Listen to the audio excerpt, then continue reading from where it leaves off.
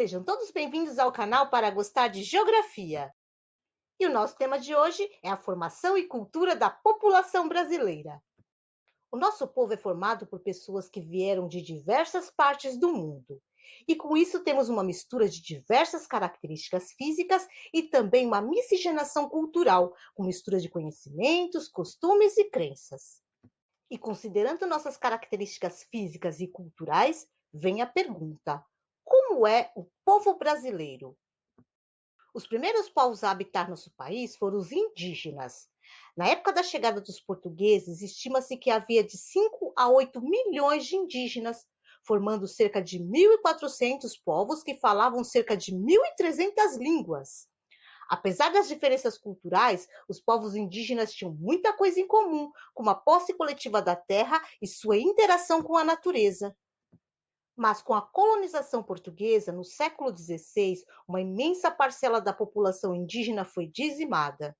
Suas terras foram tiradas deles, foram submetidos ao trabalho escravo e muitos morreram por doenças ou luta pelas posses das terras. Atualmente, existem cerca de 900 mil indígenas. Destes, cerca de 60% vivem em áreas protegidas, as terras indígenas, onde as tribos podem viver de acordo com seus costumes e tradições, e o restante vive em áreas urbanas ou em áreas isoladas. A Fundação Nacional do Índio, a FUNAI, tem equipes destinadas a localizar essas populações indígenas isoladas e demarcar suas terras, para garantir que o modo de vida desses povos não seja afetado. Os povos africanos também fazem parte da formação do povo brasileiro.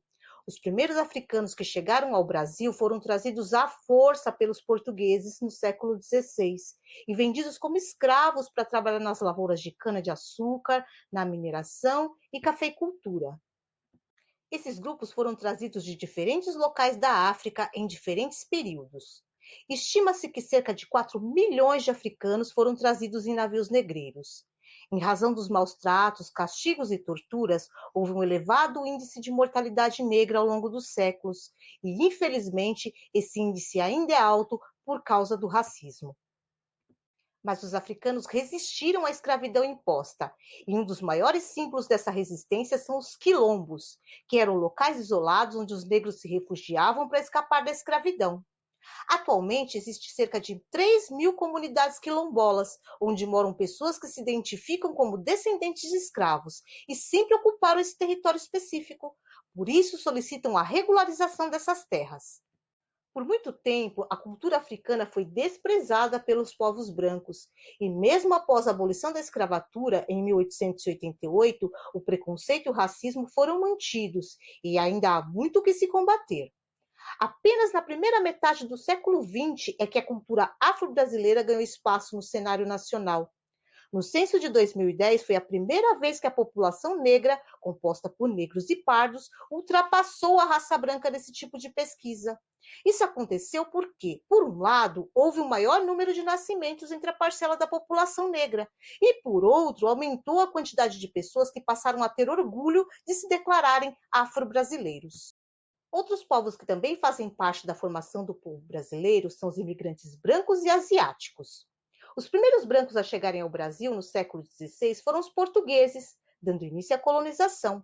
A partir do final do século XIX, uma grande quantidade de imigrantes vieram para trabalhar no Brasil, entre eles italianos, alemães, franceses e espanhóis.